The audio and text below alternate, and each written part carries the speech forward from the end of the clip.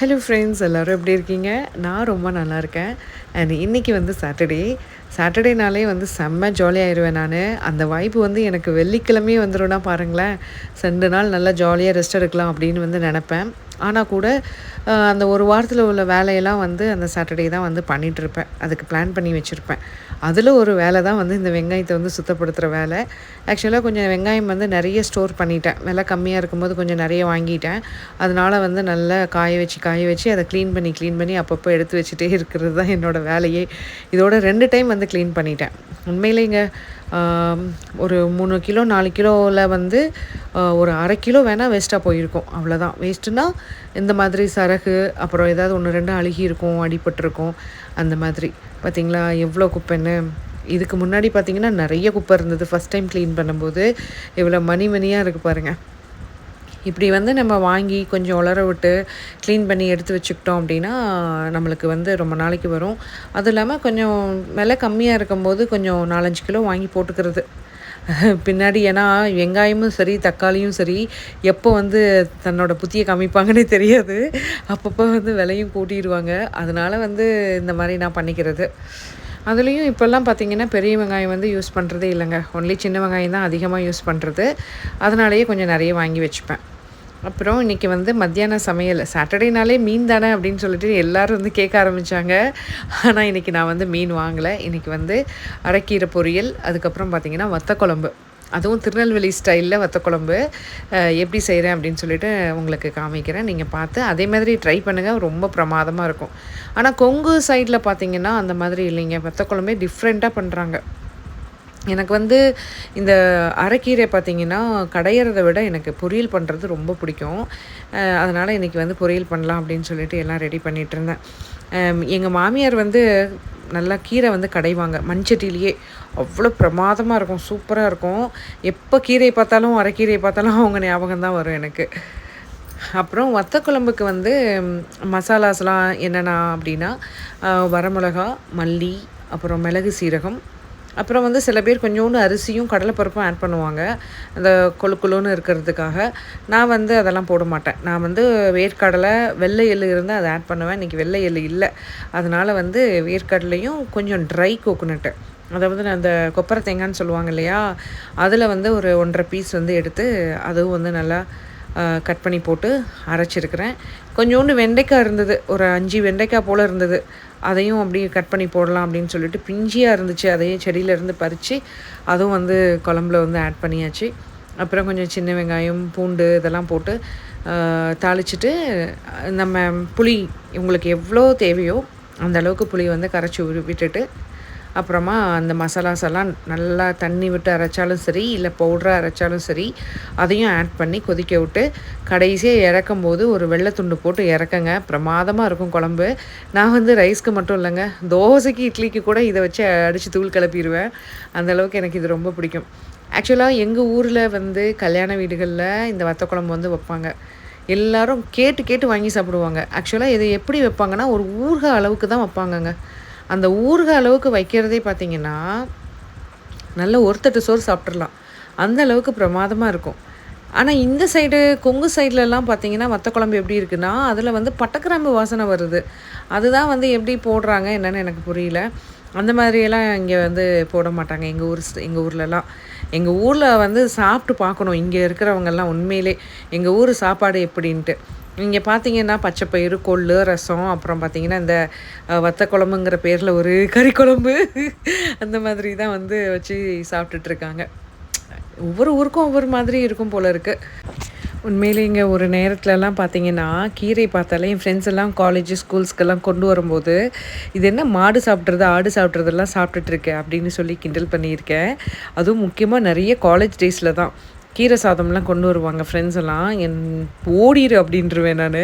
ஏன்னா எனக்கு இது சுத்தமாக பிடிக்காது. ஆனால் இப்போ பாருங்கள் ஹெல்த்தியாக சாப்பிட்ணும் அப்படிங்கிறதுக்காகவே வீக்லி ஒன்ஸ், ஏன்னா எனக்கு வந்து ஒர்க்கிங் டேஸில் கீரை செய்கிறதுக்கு டைம் இருக்காது.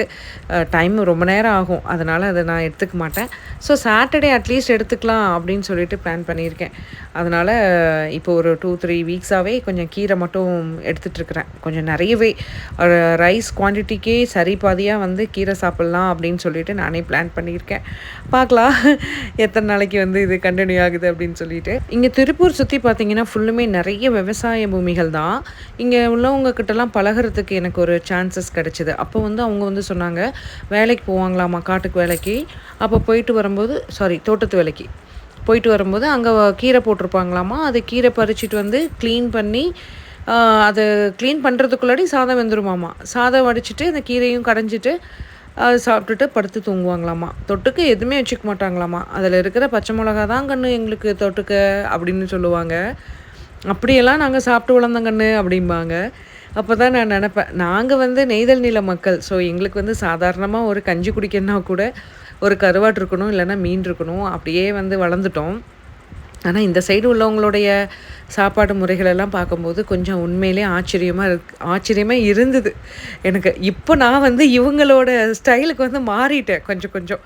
அந்தளவுக்கு இப்போ அந்த வெஜிடபிள்ஸ் அதுக்கப்புறம் அவங்களுடைய செரல்ஸ்லாம் வந்து சாப்பிட்றதுக்கு பழகிட்டு இருக்கேன். பை த பை சாப்பாடு ரெடி ஆயிருச்சு. சாப்பிட்டுட்டு நல்லா தூங்கிட்டு அதுக்கப்புறம் தாங்க எந்திரிச்சு வேலை செய்யணும். சாயந்தரமாக எந்திரிச்சு ஒரு கப் காஃபி குடிச்சிட்டு, ரொம்ப நாளைக்கு முன்னாடி கொஞ்சம் பேங்கிள்ஸ் எல்லாம் வாங்கியிருந்தேன். அது கவர்லேயே இருந்தது. சரி அதெல்லாம் எடுத்து கொஞ்சம் ஆர்கனைஸ் பண்ணி டப்பாவில் எடுத்து வைக்கலாம் அப்படின்னு சொல்லிட்டு எல்லாம் எடுத்து வச்சிட்ருந்தேன். இதில் பாதி பேங்கிள் பார்த்திங்கன்னா சரவணா ஸ்டோரில் வாங்கினது.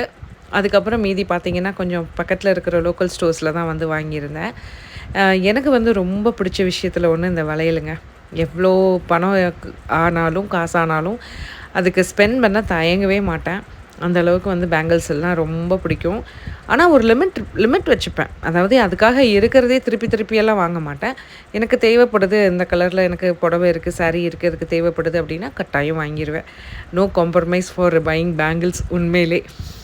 பொதுவாக வந்து சொல்லுவாங்க, ஒரு விஷயம் வந்து நமக்கு சந்தோஷம் கொடுக்குதா, இல்லை இந்த சந்தோஷத்தையோ இல்லை நேரத்தையோ நம்ம வாங்கணும், அதுக்காக பணம் செலவு பண்ணணும் அப்படின்னா தாராளமாக செலவு பண்ணுங்கள், தப்பே கிடையாது. ஐயோ இவ்வளோ ஆச்சு அவ்வளோ ஆச்சுன்னு சொல்லிட்டு நினச்சி வருத்தெல்லாம் படாதீங்க. ஏன்னா வந்து நம்மளை யாரும் ஹாப்பியாக வச்சுக்க மாட்டாங்க, நாம தான் ஹாப்பியாக வச்சுக்கணும். இன்றைக்கி சொசைட்டி அப்படி இருக்குது.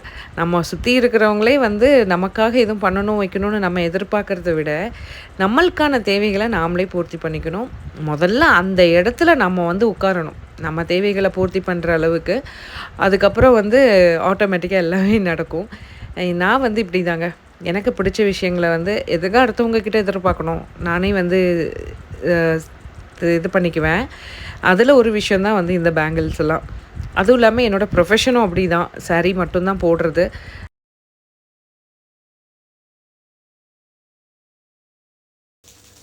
ப்ரொஃபஷன் அப்படின்ன உடனே தான் ஒரு விஷயம் வந்து ஞாபகத்துக்கு வருது. எல்லா லேடிஸ்க்கும் நான் சொல்கிற ஒரு விஷயந்தாங்க, என்றைக்குமே நம்ம சொந்த காலில் நிற்கணும். 5000 சம்பாதிச்சாலும் சரி, 1000 சம்பாதிச்சாலும் சரி, 5 லட்சம் சம்பாதிச்சாலும் சரி, நம்ம சொந்த காலில் நிற்கணும். அது எதுக்காகன்னா, ஒரு விஷயம் நம்மளுடைய